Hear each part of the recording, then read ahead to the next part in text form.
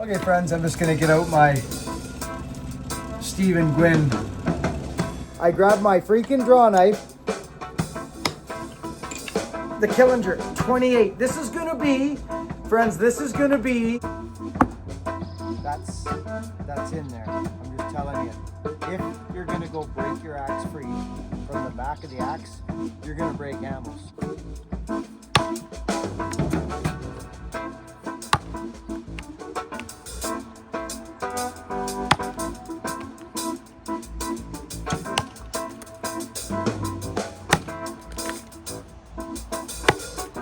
Yeah, see that's large. That's large chip. Look at this.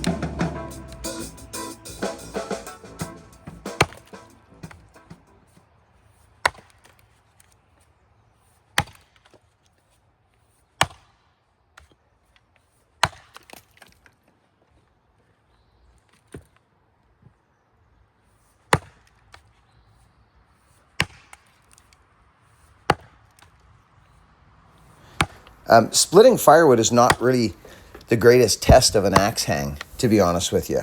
It's not. I've talked about this in the past because it takes longer to test your hang than this style of chopping does to test your axes. Okay?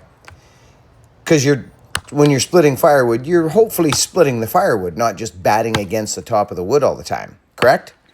Yeah. So this actually tests your axes better. Your hangs. So I built this axe for, well, I built it for every reason out there that you can think of that an axe would do. Nice. That's why I built this axe. It is a 3 3/4 pound St. Catherine's Kelly True Tempered Dandenong. It is a glorious axe. But it came to me on the thinner side of a work axe, which would be, to be honest, friends, I think it's about 24 degrees. It's not 22, because I had my scale on it last night. I'm looking at about 24 degrees here on a convex grind. It's maybe a little flat to begin with, because I'll show you all that later, but I just enjoy doing this. This is a 28-inch Killinger. Yes, I said it. It's a Killinger handle that I've had hiding for a long, long time. I've got a couple more, and they're special axes. They just are, friends. And 28 inches with a friends, 3 pounds is a lot of axe. 3 or 4 pounds is a lot of axe, and you can get a lot of work done with the proper bit arc and the proper profile. Not all axes are equal. This tool, friends, I built it for this purpose, and for also splitting as a firewood shed buddy, or just an axe that's going to get everything under the sun done, and that it's only accomplished through profile.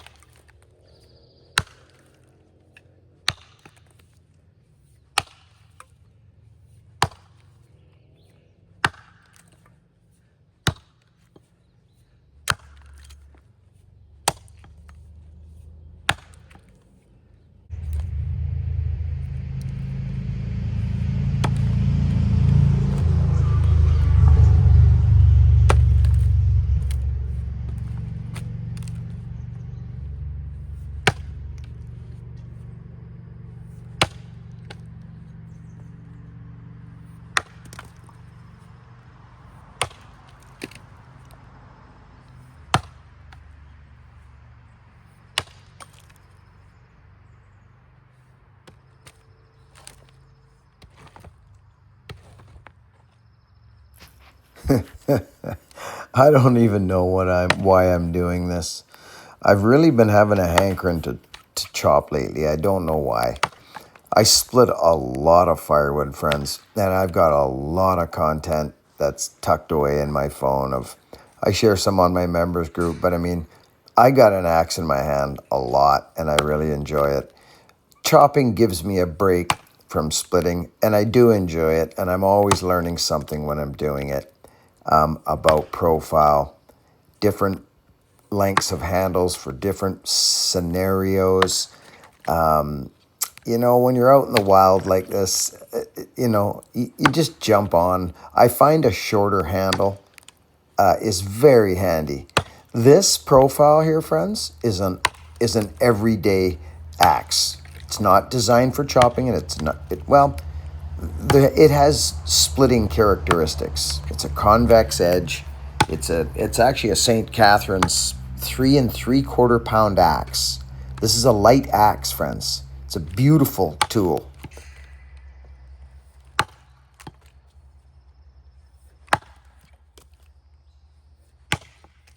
Friends, I know YouTube is an educational place, so the things that I think that would be helpful for anyone doing anything like this, check out the rhythm I get into here. Watch where the energy is released. I get into a nice rhythm here. You see what I'm doing? Up really slow and then down. And up really slow and then down. Up really slow and then down. Up really slow and then down. I'm just in a really nice rhythm here. It affords accuracy and it saves energy. I'm not a freaking logger sport guy. I'm trying to get through this thing for me. This is for me. This is all for me. This is for no one else other than me. I want to accomplish this task. It's not easy, and I'm just that guy. I want to do this. And I'll be honest, I am doing research right now. I'm doing research because I believe I'm going to bring another axe to the world at some point. And I'm excited about it. But the last axe took me about 5 years of research in the wood to release, and it's called the Wood Bullet. And it is, in my opinion, and I'm not saying it because I've built it, it's the best wood splitting tool I've had in my hands. I can say that wholeheartedly and with a clean conscience. The Wood Bullet, and it actually, by happy accident, can chop because of profile. So this is all for me, but I am documenting it because I am going to launch at some point, and I'm not even sure who with, but I'm going to drop another axe on the place here that we're hanging out at, called Earth. So it kind of does it all by happy accident.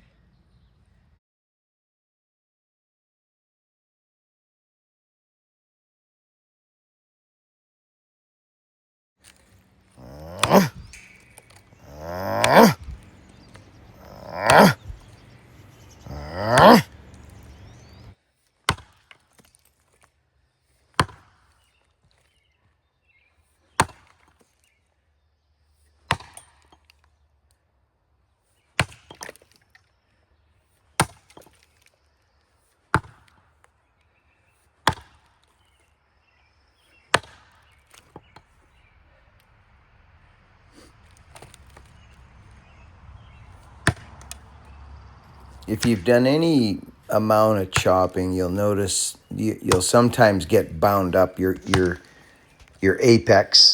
You'll have to widen at some point, especially in big wood or larger wood. This is about a 14-cent piece of wood, but you're gonna have to widen at some point. We're getting our way through this thing now. I'm just spinning it and going, and it's just a log. It's a 14. Actually, it's a square block is what it is. It's about 14 inches long and 14 inches wide. And you're going to have to widen. You're going to have to, I do it a couple times during this chop. I widen. And that's just taking more material and scraping down. And that's where your accuracy has to be on. You can glance doing widening projects. You can glance, and you've got to be careful. So I'm no teacher at this. Don't be. But I'm just saying the things that I experience when doing this. If you don't start really wide, or if you start narrow and then add into it, like add another piece from the side, which I've done a couple times here on this chop. This whole chop is about 10 minutes long if I just went from start to finish. I edited out little things. I chopped a little bit behind me there and played around. But it is about it took me about 10 minutes. This is remember, friends, this is not a chopping axe. I already told you it's about a 24-degree convex grind. That's not really a chopping axe. So, but you're seeing that it's doing the job. Could it be done a lot faster with an 18-degree grind? Absolutely, it could. Probably half the time. But that's just me.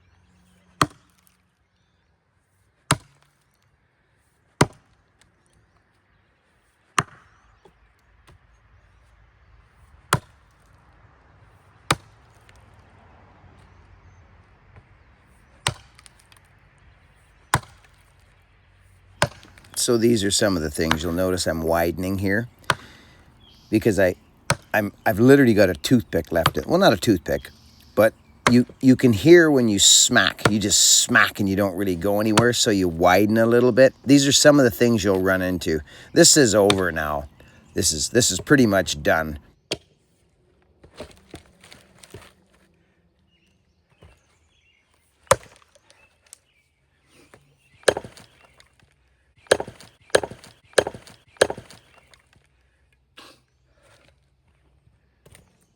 Hey, thanks for watching. You know, friends, I think it's been proven by, it's been proven by science that, and I saw somewhere, my wife sent me a little thing the other day, and it said splitting firewood or chopping or whatever, swinging an axe, basically.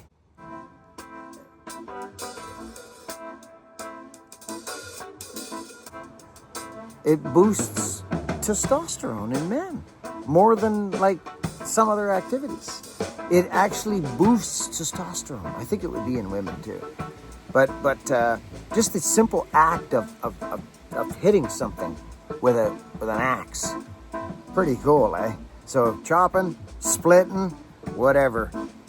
Get out and get on an axe. Go running through the bushes and start swinging the sucker. Find some dead stuff.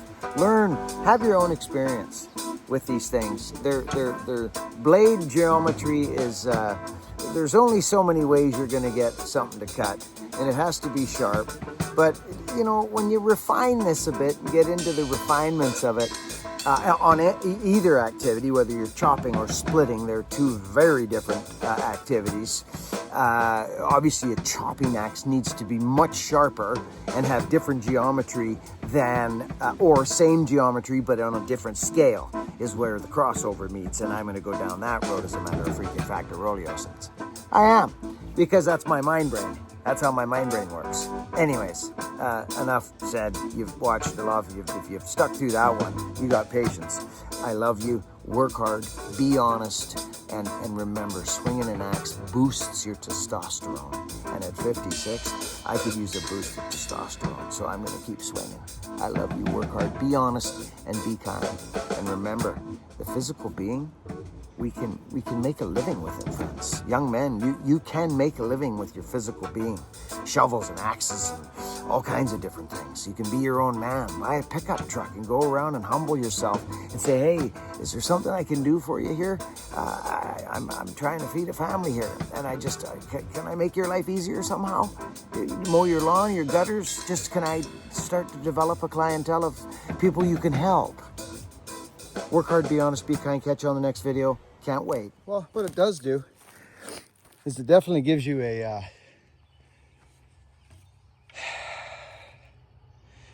sweat.